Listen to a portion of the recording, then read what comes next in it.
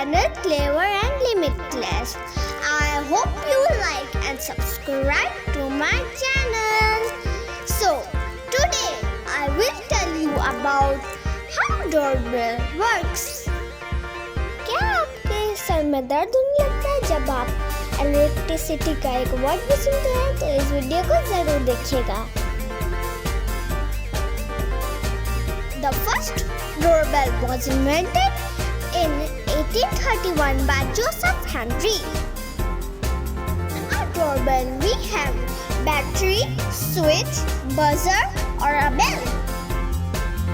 Switch is pressed, the circuit closes and current from positive of battery starts following.